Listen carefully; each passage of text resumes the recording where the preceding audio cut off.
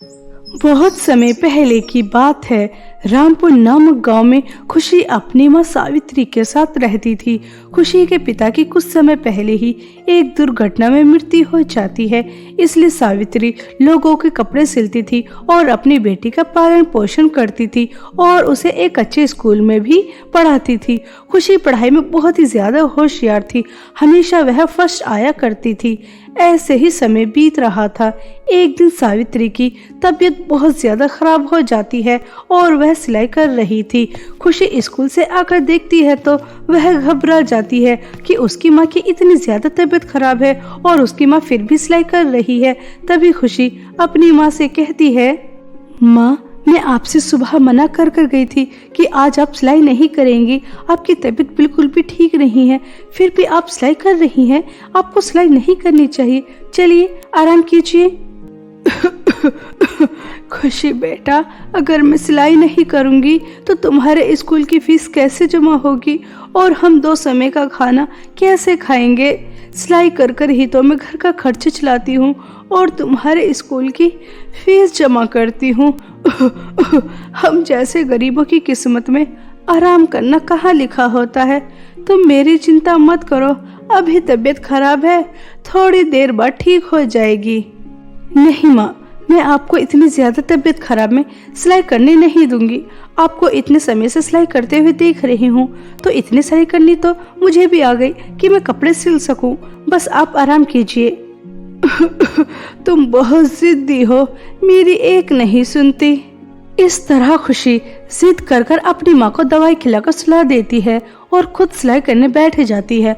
खुशी पहली बार मशीन पर बैठी थी और पहली ही बार में एक बहुत ज्यादा सुंदर फ्रॉक बनाकर तैयार करती है, जिसे देखकर सावित्री भी चौंक जाती है और वह अपनी बेटी से कहती है, अरे वाह बेटी, तुमने तो कितनी ज्यादा सुंदर फ्रॉक तैयार की है। ऐसी फ्रॉक तो मैं भी तैयार नहीं कर पाती। तुम तो पढ़ाई करने के साथ साथ सिलाई करने में भी होशियार हो। अपनी माँ के मुंह से तारीफ सुनकर खुशी बहुत ज्यादा खुश होती है। अब खुशी के फ्रॉक पूरे गांव में बहुत ज्यादा लोगों को पसंद आने लगे थे। खुशी सुबह में स्कूल जाती, फिर स्कूल से आ जाने के बाद फ्रॉक सिला करती थी। इसी तरह दिन रात मेहनत कर कर वह अपनी माँ का इलाज भी करा रही थी और अपने स्कूल की फीस भी जमा कर रही थी। ऐसे ही समय बीत रहा था। लेकिन एक दिन सावित्री की बहुत ज्यादा तबीयत खराब हो जाती है। तभी वह खुशी से कहती है, बेटा, तुमने मुझे अच्छे से अच्छे डॉक्टर को दिखाया लेकिन मैं ठीक नहीं हो पाई। मेरे जाने का समय आ गया, मुझे माफ करना। अब मैं तुम्हारे साथ और नहीं रह सकती। अपना ख्याल रखना और इसी तरह मेहनत करती रहना। खुशी बेटा, तुम बहुत अच्छी हो। तुमने अपनी माँ का बहुत अच्छे से ख्याल रखा। भगवान करे सबको ऐसी बेटी मिले। माँ, आप कैसी बातें कर रही हैं? मैंने अभी सिर्फ आपको गांव के अच्छे डॉक्टर को दिखाया है। मैं आपको शहर लेकर जाऊंगी और वहाँ के डॉक्टर को दिखाऊंगी। आप बिल्कुल ठीक हो जाएंगी। आपको कुछ नहीं होगा। मैं आपको कुछ नहीं होने दूंगी माँ। नहीं बेटा, अब शहर जाकर भी कुछ नहीं होगा। अपना अच्छे से ख्याल रखना बेटा। इतना कहते ही सावित्री अपनी आंखें हमेशा हमेशा के लिए बंद कर लेती है। अपनी माँ को इस तरह से दुनिया से जाता हुआ देखकर खुशी बहुत ज्यादा फूट फूट कर रोती है। नहीं माँ, आप मुझे इस तरह से अकेला छोड़ के नहीं जा सकती। मैं आपके बिना कैसे रहूंगी? पहले पिताजी चले गए और अब आप। माँ, अपनी आंखें खोलिए। आप अपनी बेटी को अकेला छोड़ के नहीं जा सकती। मैं आपको शहर लेकर जाऊंगी और वहाँ एक अच्छे डॉक्टर को दिखाऊंगी। माँ, कृपया करके अपनी आंखें खोलिए। अपनी बेटी को इस तरह से अकेला छोड़कर मत जाइए माँ। माँ, अपनी आंखें खोलिए। इस तरह से खुशी बहुत ज्यादा रोती है और कुछ समय बाद अपनी माँ का दाह संस्कार कर देती है।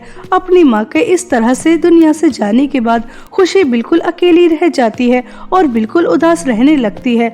कुछ दिन बाद खुशी के मामा आते हैं और उसे अपने साथ घर ले जाते हैं। खुशी की मामी कलावती खुशी को देखकर आग बबूला हो जाती हैं और कहती हैं, आप इस गरीब मनहूस को मेरे घर में क्यों लेकर आए हैं?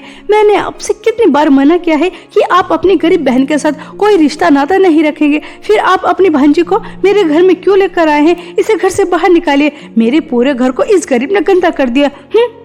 अरे भाग्यवान, तुम कैसी बातें कर रही हो?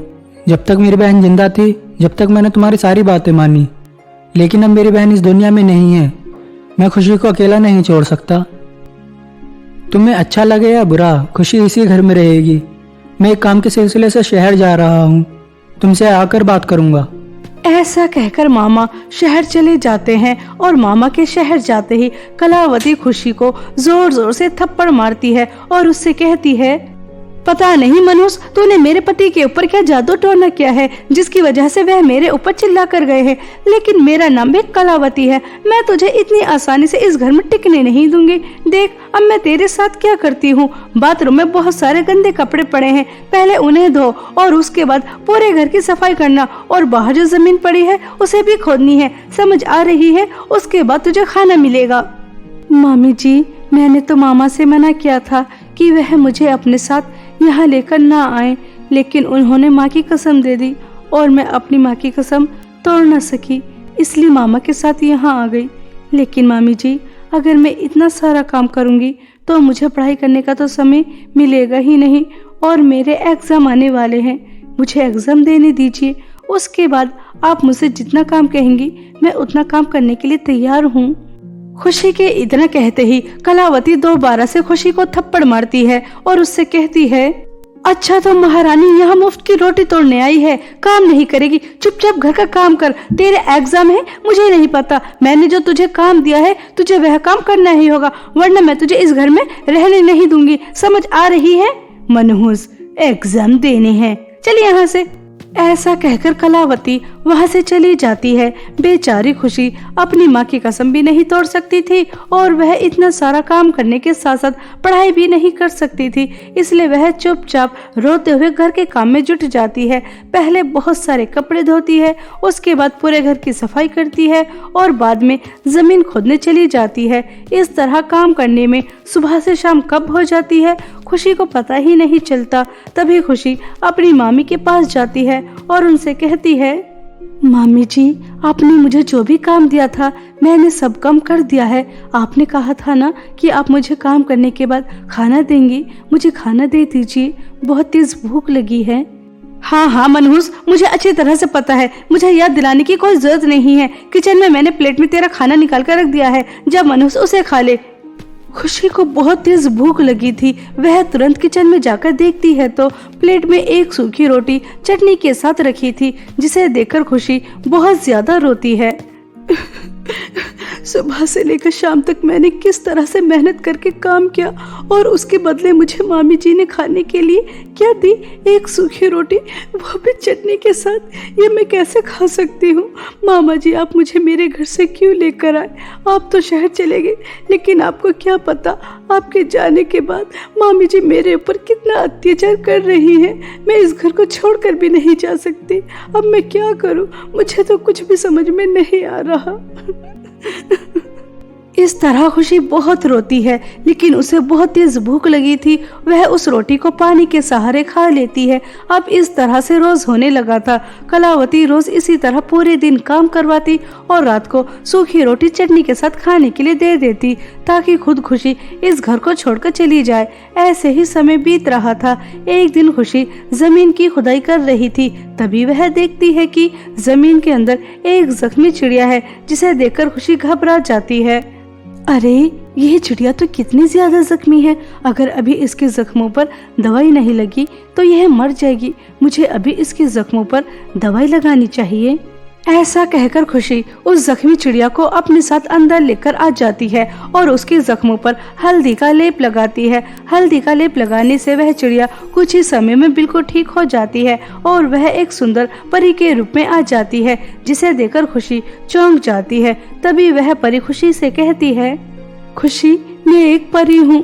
मुझे मेरी माँ पृथ्वी पर आने से मना करती थी, लेकिन मैं छुपकर पृथ्वी पर आ गई और पृथ्वी पर आते ही एक जादूगनी ने मुझ पर हमला कर दिया। वह मेरी सारी शक्तियां छीनकर बहुत ज्यादा शक्तिशाली होना चाहती थी, लेकिन वह इस चीज में कामयाब नहीं हो पाई। तभी गुस्से में आकर उसने मुझे चिड़िया बना दिया और इस जमीन में दाब दिया।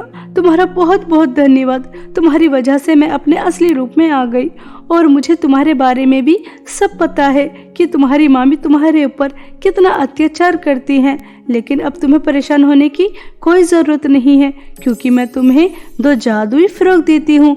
जादुई सोने और चांदी के। जादुई चांदी की फ्रॉक से तुम कुछ भी काम करवा सकती हो और जादुई सोने की फ्रॉक से तुम जहाँ भी जाना चाहती हो जा सकती हो और किसी को कुछ पता भी नहीं चलेगा। खुशी परी को धन्यवाद कहती है और परी खुशी को जादुई सोने और चांदी के 2 फ्रॉक देकर वहां से चली जाती है। तभी खुशी जादुई चांदी की फ्रॉक से घर का सारा काम करने के लिए कहती है। जादुई चांदी की फ्रॉक घर का सारा काम करती है और खुशी रात दिन पढ़ाई करती है। इसी तरह 2 दिन बीत जाते हैं और जादुई सोने की फ्रॉक पहनकर खुशी एग्जाम देने चली जाती है। इसी तरह खुशी जादुई सोने और चांदी की फ्रॉक की मदद से अपने सभी एग्जाम दे देती है। तभी एक दिन कलावती सोचती है, मैं इस मनहूस को कितना ज्यादा टॉर्चर करती हूँ, लेकिन इसे तो कुछ फर्क ही नहीं पड़ता। इनके आने में भी सिर्फ 2 ही दिन बाकी हैं, उसके बाद तो इस मनहूस के और भी ज्यादा पढ़ निकल आएंगे। मैंने सोचा था कि मैं इसे ज्यादा से ज्यादा काम कराऊंगी और इसे एग्जाम नहीं देने दूंगी तो उल्टे पैरों यहाँ से भाग जाएगी, लेकिन ये तो यहाँ से जा ही नहीं रही। सूखी रोटी खा खाकर मोटी और हो रही है। कहीं ना कहीं कुछ तो गड़बड़ है जो मुझे नजर नहीं आ रही, वरना इतना काम कर कर तो आम इंसान मर ही जाए। इस तरह से कलावती को खुशी के ऊपर शक हो जाता है और एक दिन कलावती का शक यकीन में बदल जाता है और उसे पता चल जाता है कि खुशी के पास जादुई सोने और चांदी की 2 फ्रॉक है, जिसकी मदद से वह आसानी से उसके घर में रह रही है। तभी एक दिन कलावती वह दोनों जादुई सोने और चांदी की फ्रॉक स्टोर रूम में से अपने साथ लेकर आ जाती है और जैसे ही उन्हें जलाने की कोशिश करती है, लेकिन वह फ्रॉक तो नहीं जल पाते। कलावती के चारों तरफ आग लगनी शुरू हो जाती है। कलावती आग से निकलने की बहुत कोशिश करती है, लेकिन वह नहीं निकल पाती। तभी वहां खुशी आती है और वह जादुई सोने और चांदी की फ्रॉक से कहती है, जादुई सोने और चांदी की फ्रॉक, परी ने मुझसे कहा था कि आप बुरे लोगों को बिल्कुल भी बर्दाश्त नहीं करते, आप उन्हें कड़ी से कड़ी सजा देते हैं, लेकिन मैं अपनी मामी को इस तरह से आग में जलते हुए नहीं देख सकती। कृपया करके इन्हें आग से बाहर निकाल दीजिए, आपकी बहुत बड़ी मेहरबानी होगी। खुशी, तुम ऐसी दुष्ट औरत को बचाना चाहती हो जिसने तुम्हारे ऊपर इतना अत्याचार किया और तुम्हारे ऊपर दोबारा से अत्याचार कर सके, इसलिए हम दोनों को जलाना चाहती थी। इंसान को इतना भी अच्छा नहीं होना चाहिए कि उसकी अच्छाई का लोग बहुत फायदा उठाने लगे, लेकिन अगर तुम चाहती हो कि हम इस दुष्ट औरत को छोड़ दें तो हम इसे छोड़ देते हैं। जादुई सोने और चांदी की फ्रॉक की बातें सुनकर कलावती को अपने के पर बहुत पछतावा होता है और वह खुशी से माफी मांगती है। खुशी भी अपनी मामी को माफ कर देती है। इसी तरह खुशी जादुई सोने और चांदी की फ्रॉक की मदद से अपनी मामी के साथ एक हंसी खुशी जीवन बिताती है।